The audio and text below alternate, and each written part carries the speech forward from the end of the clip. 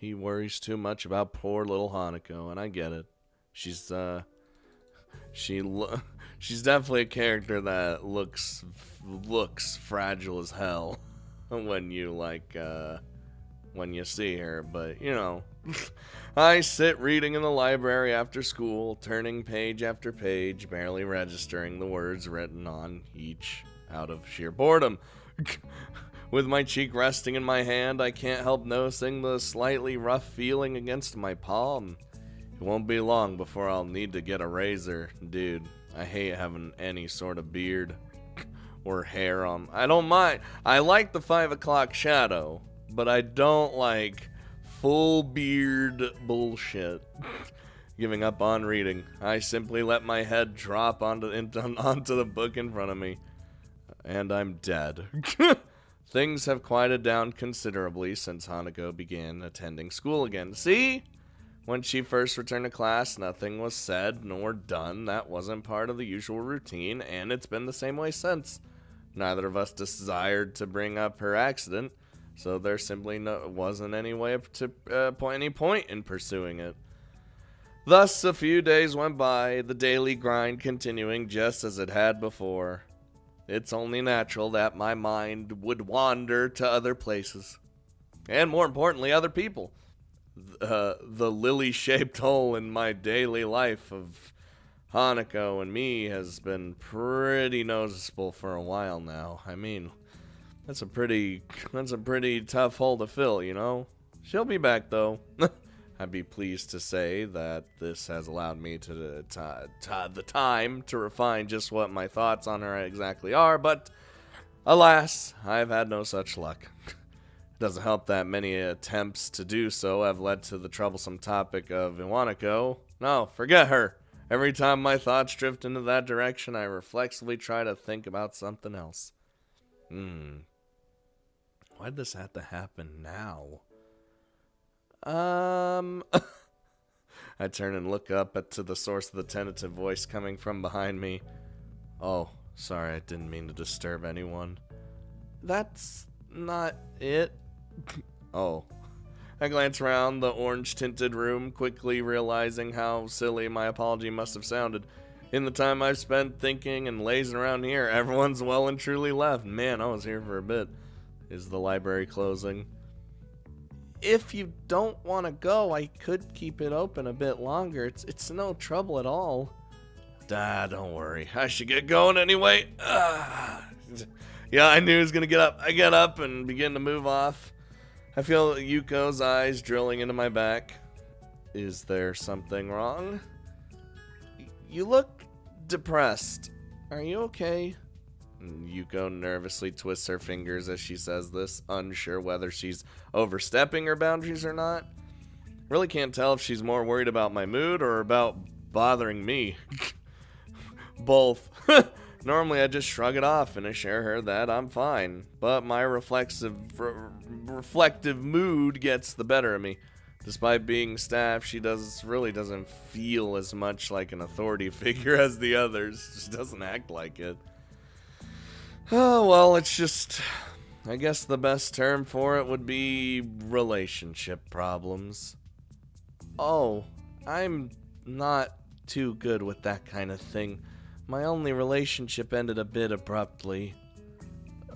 But if you want to talk about it, I could listen, I think. Now I feel kind of bad for bringing it up. She's not that old, though, so at least she has a good chance of finding another partner. She's not that old. It isn't like we're in a bad situation right now. We have spent many days together as friends, you know, sometimes going and doing stuff, you know, that kind of thing. But I'm starting to want to do more for her, like learn more about her and be with her more. I'm not sure whether it's actually love or not, though, and our friendship is as it stands, fairly enjoyable. You shouldn't let that stop you. Well, sorry. How do I say this? I think it's nice that you have a good friendship, but School's going to eventually end, you know? Do you think you'll be fine with not knowing if it could have gone further after you've graduated? I guess that's the crux of the problem. I really have no idea of what the answer to that question is. Well, I can't really help you there. What your true feelings are is something you have to decide for yourself, but I think that if you do love her, you should definitely say something. Well, we don't know. We even said we don't know if it is or not, but, you know, it's leaning toward yes. After thinking about it really hard, I decided that even though my relationship didn't work out, it's still better that way than never knowing if it might have or not. Never expected Yuko to sound so wise. It only makes sense that with more life experience than I, she'd have a better idea about this. Dude, go for it. You gotta go shoot for the fucking stars, dude. I'm telling you. While I suppose not very much was actually answered, talking to her has helped get it off my chest, and I have no doubt that I should confess if I really do like Lilly. I give a slightly frustrated sigh. If only reading so much actually helped when it came to situations like this. She gives a girlish giggle, which only reinforces my view of her being different from the usual staff here. In the end, it all comes down to what will happen after school finishes once again. Considering what happened before I came to Yamaku, it feels like being asked to keep up with the field of runners despite having started from a dozen yards behind them. It's just one more motive to move on from the past. The last thing I need right now is to get too caught up in that and start getting homesick while I'm at it. And just, we're doing our thing. Once again, I find myself calling Lilly. Good. My phone bill's gonna be horrific, considering this is international. Yeah, call her, actually for just talking this time. But it's worth it. I don't only want to smooth over her feelings from the last time I called, I genuinely want to talk to her again. Hello? When the phone picks up, I easily recognize the voice on the other end. Yep, there she goes. I can't understand except there. Hello, Miss Tao. May I speak? Damn it, I've forgotten how the rest is supposed to go. It's not encouraging to forget such a small amount of words, even if I didn't spend that long trying to memorize them. Fuck this. May I speak with Lilly, please? He just goes back to his... Hello again, Hisao. Are you teaching yourself English? That's my default. I don't know what the fuck this voice should... It's either the default, I don't know what the fuck this voice should be, or I can't do the accent that I know that she has. So I'm just defaulting to fucking computer robot. God damn it. Just a little. I don't think I'm too good at languages in general. I know I'm not. Oh, don't say that. Your pronunciation was good. I'll get Lilly for you. Just wait a moment. I obediently wait as she goes off in search of Lilly, the other end going silent. Eventually, a much more awake-sounding Lilly than last time answers, the time over there being past noon now. Yeah. Yeah. When the spit just kind of builds up and then you gotta, swallow it, but there's, so much. Anywho, Hisao, are you there? Yeah, I am. Hi. Good afternoon. Sorry for taking so long. I was outside in the garden. Gardening? Unfortunately, I've found that I'm no good at it, so I just smell the flowers. I think my fingers appreciate it more. I take it Hanako's recovered a bit? Yeah, I just made sure she was eating, and, well, guess what? She eventually righted herself. Thanks for the help the other day. I don't think it was really that much help. The main thing is that she's better now, though. True. So how's life over there, then? Sounds like you've been living in nothing short of a mansion. I wouldn't call it a mansion, per se. but it is rather large, is obviously what she wants to say, though modesty stops her. I'm a little envious, but it is her holiday. It's a nice house to stay in, though. There's a beach near here, too, which Akira's especially fond of. She's a swimmer? She's constantly dragging me there to have swimming competitions, which she wins every time. Lilly doesn't strike me as very athletic at all. I don't know. I feel like she'd be pretty athletic. So not being adept at swimming seems logical enough. Like, I don't know. When I look at her, I'm just like, she could probably be athletic. But, you know, maybe she's just not good at the swimming thing. Fastest I've ever seen her move is her understandably relaxed pace during her walks to and from the suburbs down the hill from the school. Makes the image of her swimming hard to imagine. I still want to see it, though. The beaches there must look nice. They'd be less crowded than the ones around here, at least. Indeed. Akira says the area around here looks beautiful because it's so far outside the city. I only realized what I said after I said it. But it doesn't bother her. I only realize what I've said after I say it, brain. But it doesn't bother her at all. It's still easy to forget that she can't see when she's not around, despite the time we've been friends. I feel like that's always going to be a thing. That's why I'm not even worried about it. That said, the local accent sometimes makes communication a bit hard. It's a constant reminder that this isn't home.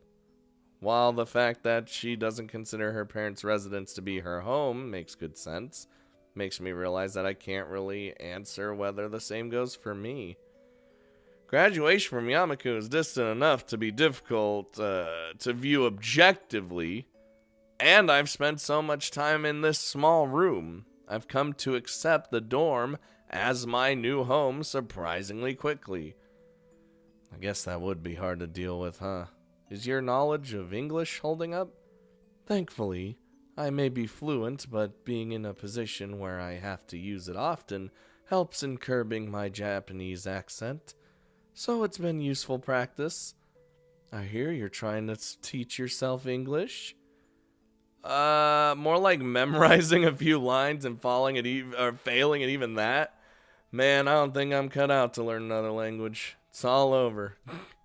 I'm like getting, after all the visual novels and stuff I've played, like, I'm getting like offhanded Japanese language knowledge.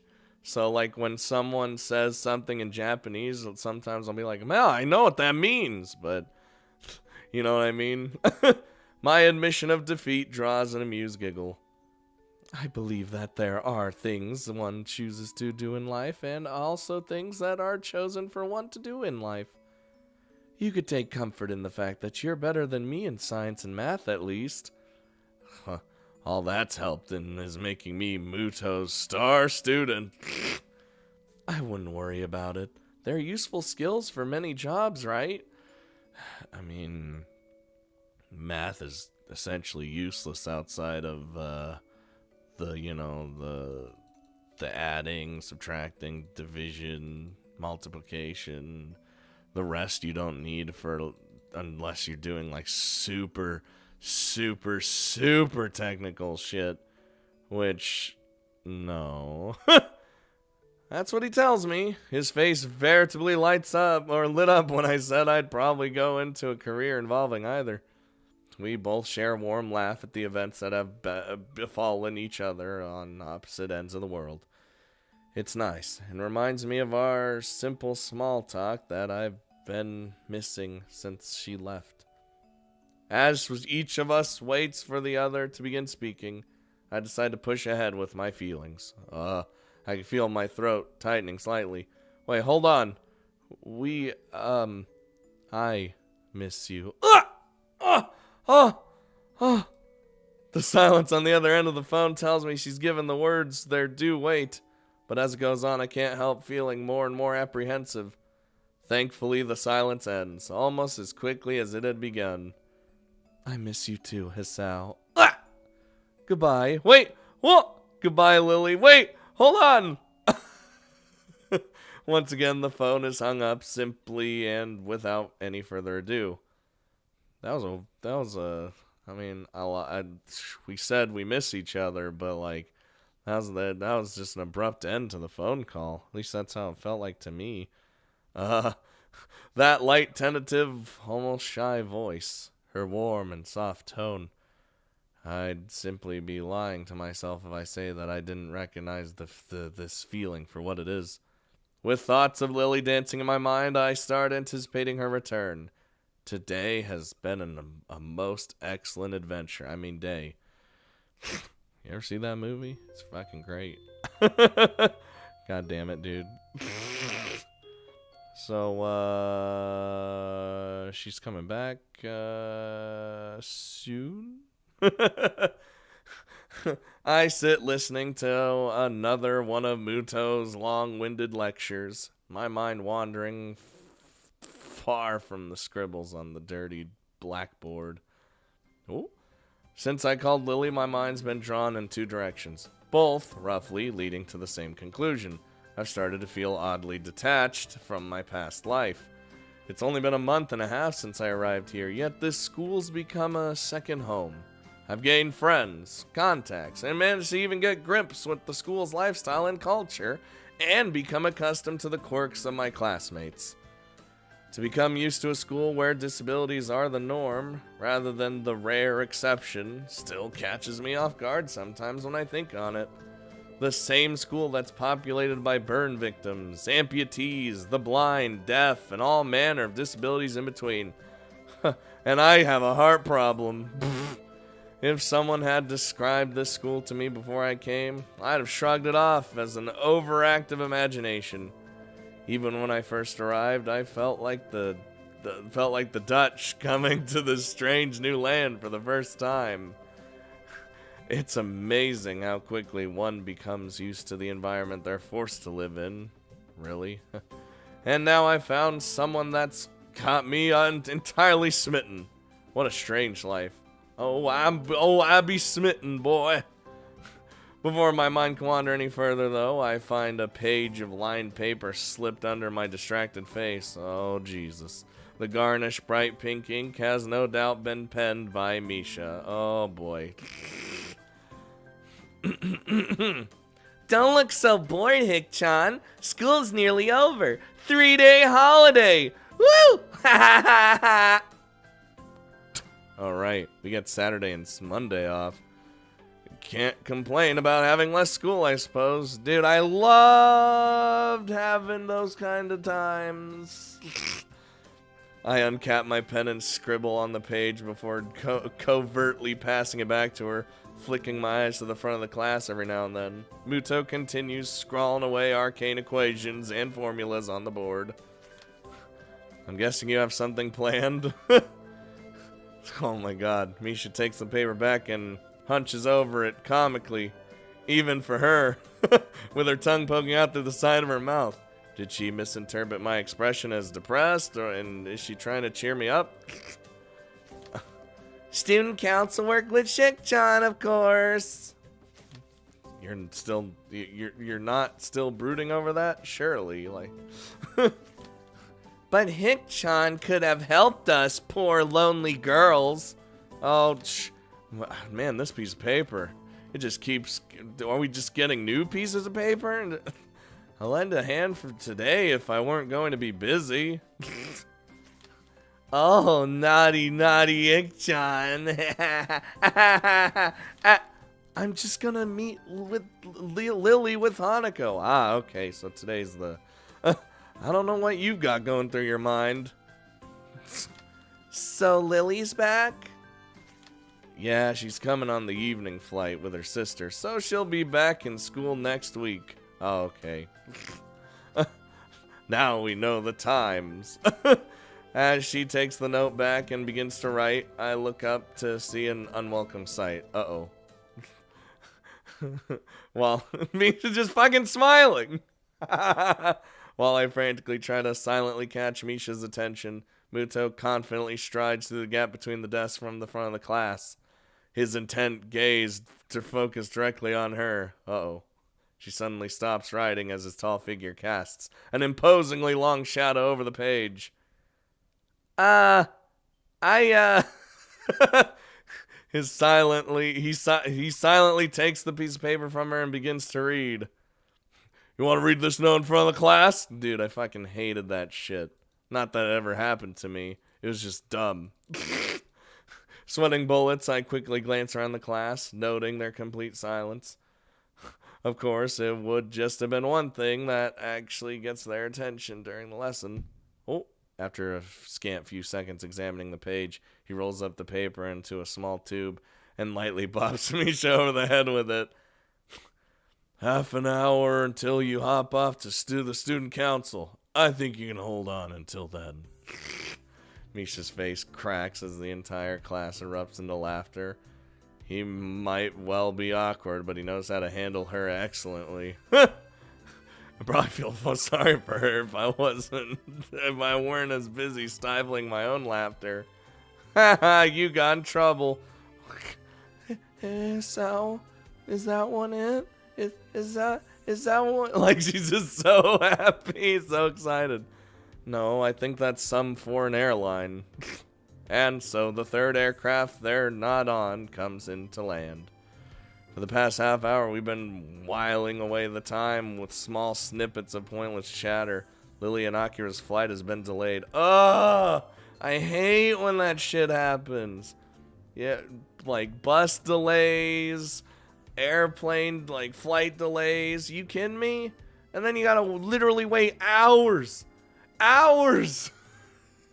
And at this rate, it'll probably be dark before their plane arrives. That doesn't bother us. Is that one it? No, the company colors are wrong. God damn it, Hanako. Hanako's eyes flutter left and right, following the trickle of people in and out of the huge glass doors ahead of us. Fortunately, nobody pays her much heed. Their attention apparently directed toward greater things. Maybe that one's it. You already knew. No, I think that... Wait, hold on a minute. I think that one might be it after all. Oh! Her eyes light up. It takes some more time, before the billboard changes their flight status to disembarking. Oh! A loud yawn sneaks up on me, not allowing enough time to stifle it. My sleep patterns have once again been all over the place. Like me! Likely due to the mix of worrying about Hanako and the side effects of my medications. It's how... over there. I look to Hanako, then follow her gaze to the airport door. Oh, Lilly, they're over here. Really? It's been like a whole 2 weeks. We all call out to each other in greeting, quickly shuffling over to the side to avoid blocking the passage of others. Lilly! Oh, look at this. Hanako jumps forward to hug Lilly, a wide smile on her face being all that's needed to see her happiness at Lily's return. Lilly simply smiles in return, her voice soft. It's wonderful to meet you again, Hanako. Just petting her. As the two give each other a hug. A well-deserved after all that's happened while she was gone, I turn to Akira. Hey. You're pretty late. Yeah, well, there was a really bad storm over the airport. We got drenched just going from the car to the door. I guess you'll appreciate the weather here more then. Welcome back, both of you. Especially you, Lilly. Hanako breaks off from Lilly as I speak. For a long time, neither of us says a word. Contrary to what I thought her homecoming would be like, the atmosphere feels awkward, almost stifling. Both of us trying to guess each other's feelings, not quite sure about what should be said. I would have hugged her. Come on, big ol' hug. Welcome back. Damn, this is exactly what I feared when I thought of trying to move things forward between us. You think he should have waited to not do that on the phone? Lilly runs her hand through her hair, her fair hair, hey, and awkwardly twirls one of her bangs with her fingers, clearly trying to think of how best to react. Eventually, thankfully, Lilly gives a small sigh and breaks the silence. Thank you, Hisao. It's nice to be back. Oh, ooh, that was a weird internal sound that I just made. Are you okay? You look tired. Dude, it's probably the jet lag. Evidently not recollecting herself all that well. She quickly waves her hand in front of her face to stave off any concern Hanako may have over her. I'm okay, really. It's just a bit of jet lag, I told you. That's how it is every time. The jet lag gets you.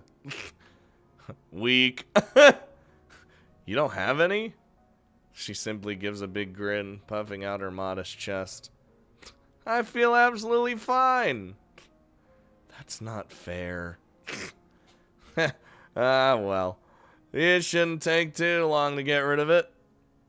Ah, that's right. Hisao? Yeah? Don't we have a holiday from school soon? You're damn right we do.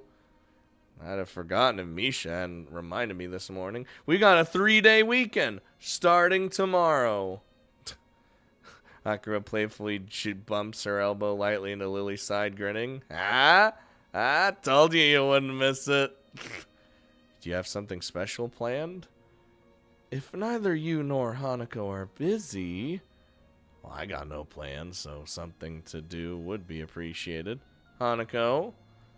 No, nothing. Perfect. That's good. I was thinking we could go to my family's summer house for a bit of quiet over the break. We've rarely used it recently, though, so we'd have to dust things off a little while we're there. They even have a summer house. I want a summer house. Actually, that's... What? I don't... Oh, where is it? Up north, in Hokkaido.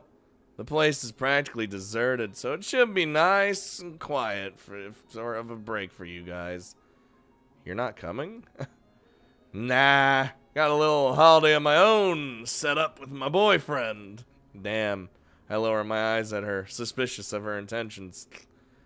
It sounds like we're just cleaning up the summer house for you. That's perhaps a valid conclusion. Both of us zero in on Akira, her face somewhat evasive. Looks like we were right. Well, that's just a convenient bonus. Really, me and the guy left it in pretty good condition last we were there. I promise. Now then, I'm out of here. Already? Akira? She quickly turns and walks away, her hand held high. See you in a few days, guys. I love Akira. Lilly and I can only sigh at her hasty retreat. It does sound like it would be a nice place to go. Lilly gives an enthusiastic nod, taking her carry bag in one hand and placing her other on Hanako's shoulder for guidance as we begin to make our way to the taxi area. After the fracas of the past few days, spending a weekend in the country alone with her and Hanako sounds like a dream. The more I think about it, the more sure I am this'll be the right time and place to confess my feelings for her. I mean, nice summer house. What do you think? I think that's a pretty sweet idea. Oh boy. Hopefully I didn't make any terrible decisions where it's just gonna blow up in my fucking face. But everyone's just waiting for that, though. Everyone's like, oh my god, Scott's gonna get a bad end. We're just gonna have fun just shitting on him. Yeah, thanks. You guys are very evil. The morning chill wraps itself around my shivering body. I huff into my cupped hands to desperately try and stave off the cold as we mill about the station platform. You want to know the worst thing? Everyone's like, oh my god, these bad ends are terrible. We can't wait for Scott to fuck up and get them. And I'm like, wow, you guys are dicks. Lily's clothing looks rather ill-suited for the temperature around us. I can only hope it's indicative of what she expects the weather to be at our destination. Summer home. For some reason, it's just because it's a summer home, it's just summer weather. Damn it, Lilly. Why do we have to get here so early? It's so fucking cold. Unfortunately, the train schedule is against us. The next train to Hokkaido is at 2 in the afternoon. What? Yeah, great. Just fucking great. I pause a moment to wipe some sleep out of my eyes, and Lilly promptly takes advantage of the opening. Cheer up, Hisao. Once we get there, it'll be much warmer. Why not just take the bullet train? Our normal train's going to take hours to get us there, so we may as well just take the Shinkansen line as far north as it goes and just switch at the end. There's a certain charm to older trains, wouldn't you agree? No. Fuck that. I want to take the fastest option. I'd agree if I weren't freezing in the morning cold because we decided to take one. I'm sorry, Hisao. For what? I was the one who suggested taking a normal train. It was you! Oh my god, I get like so aggressive for no reason. Way to make me feel guilty. All I can do is sigh and cover my face with my hand. It's fine, I'm a grumpy old man, okay? I don't like being cold. Actually, I love being cold. Not even gonna lie. Don't judge me. My, Hanako. You needn't shoulder all the blame yourself. Even without your suggestion, I'd have still opted for the same thing. Thankfully for the quick interception from Lilly, I take a quick gander around the station. Aside from us, the train platform's all but deserted. The morning dew settling on the empty benches. I guess no one else was masochistic enough to brave the very early morning. Though if someone was, they'd more than notice the huge bags both Lilly and Hanako brought with them, and I have nothing. Just what did you have to pack into those things anyway? Now, I'm just getting grumpy at everything. Why are you carrying all those bags? Or why are those bags so big? The bags? She pauses for a moment and tilts her head in thought. A change of clothing, raincoat, underwear, sleepwear, a number of books. I think that's most of it. You make it sound as if I'm unprepared. I have nothing. You brought less? Underwear and a pack of cards, that's it. And my pills, but never mind that. We don't. I was gonna say, what about the pills? We need to take those every day, or else our heart will explode. No, I don't want that. No pajamas? Damn, I knew I forgot something. God damn it! As I ruffle my hair in frustration, Lilly sighs. There should be clothes you could use there. Akira still occasionally goes there, after all, and I think some of our parents' clothing is still in storage. Can I wear Akira's pajamas? I guess that would maybe still work, wouldn't it? I don't think there'll be a problem with you borrowing a set of pajamas if need be. Thanks. Still, I don't mind just sleeping in normal clothing. For 2 days? 2 whole days? Yeah, good point. Not really. Though 2 days would be borderline. It's more that looking even a little like a slob would be unacceptable while in the presence of 2 ladies. These are 2 classy ladies, alright? And we're just like, it's fine. Just sleep in my normal clothes for like 2 days. It's fine. As we leisurely talk on the station platform, an announcement sounds from the loudspeakers, loudly heralding our ride's arrival. Looking past Lilly and Hanako, though, the train's still well out of sight. A quick check of my watch is enough to see that it's the one we'll be taking. The 5:30 train was ours, right? Correct. Either you want me to take your bags? Mine's not exactly heavy. I mean, underwear and cards. My, that's very gentlemanly of you, Hisao. Don't accept too reluctantly now. As I bend over to pick up Lily's large bag, I look up to see Hanako picking up hers. You fine with that? A silent nod's the only answer. I'm starting to get the feeling that by the trip's end, I'll be able to count every sentence she had said on one hand. What's wrong with that? Some people don't need to talk too much. Leave Hanako alone. No bully. No bully! Oh my god. We actually get a moving CG for this. Fucking detail, dude. I appreciate it. With the morning landscape passing by the window and the occasional rattle of the train bumping the carriage around, I try to focus my attention on the aging, what the shit? On the aging playing cards held in my hands. I'll raise you 5. She scrunches up her face and leans over to Lilly conspiratorially. Hey! The two exchanging a few whispered words. Considering how often this has happened so far, I'm coming to doubt Hanako's grasp of how to play poker. Shit, man, I barely know how to play poker. I just win for some reason. Of course, I'm not like playing actual poker. I mean like in games and stuff, but it doesn't seem to disturb Lily's reading, though. Her hands flitting over each page with only occasional corrections to account for the train's bumping and rocking. A collection of chess pieces that we're using as chips is steadily growing anyway, so it doesn't really bother me. Looking around us, our carriage is almost as empty as the station platform we waited for the train itself on. Only a handful of people can be seen, looking mostly like tourists and couples on holiday. Thought they'd just be a bunch of skeevy-looking people that...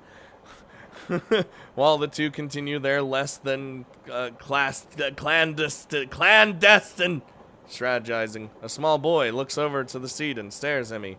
Hoping he doesn't begin to stare at Hanako, I simply give him a wave and a smile. You can barely even tell Hanako's got a scar there.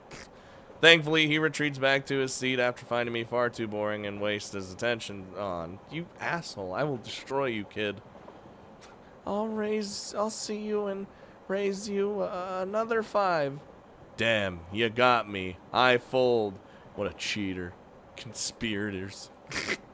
I've been bluffing and she's caught me. Hanging my head, I have pushed over a large portion of my winnings. look at his face.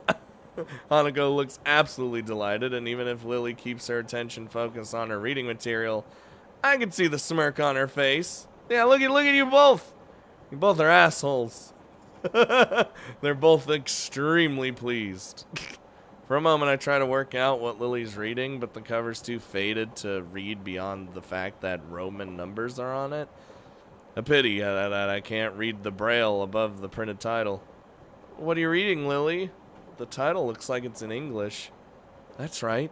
It's And Then There Were None. An old British story. I could read it to you if you like.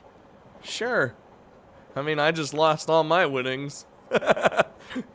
She extends the offer with a grin, obviously in jest. I think I'll pass, thanks. Man, I was for it, too.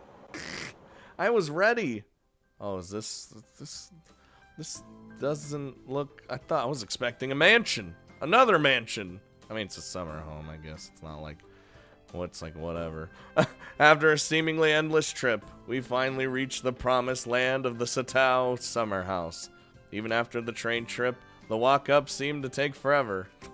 Despite my grumblings, though, I'd never guessed the sight that would be in store for us once we traveled that long, deserted road. Looks more like a farmhouse than the everyday house I'd imagined. See, even he knew! Small in size and surrounded by trees and bushes. An empty expanse of wheat fields and farming land can be seen as we walk up, the fencing only consisting of rickety old wooden planks. It really drives home how far we are and from the major cities, and is a sight that feels antithetical to the environment I grew up in. The only thing that doesn't surprise me is its Western styling. Wow, it's amazing out here. It's wonderful. That's nice to hear. While Akira may have said that she's kept the house in reasonable condition, I was worried that we might have different standards of reasonable. Looks like there's another soul for miles. I thought Akira would be the type to keep to the city. Lilly furrows her brow in thought, seemingly recalling almost forgotten knowledge. From memory, there's a small town not too far ahead. Other than that, though, this is largely just old farmland. Akur and I stayed in our parents' house, which was in the nearest city for a while. But after they left, we decided to move into a smaller, more easily maintainable house. Lily had a problem saying that word. Are you being controlled by some guy whose brain dies on a daily basis? To find a place like this in Japan nowadays, it's kind of anachronistic. Yeah, that's exactly how it sounds. Well, this town does have quite a bit of history.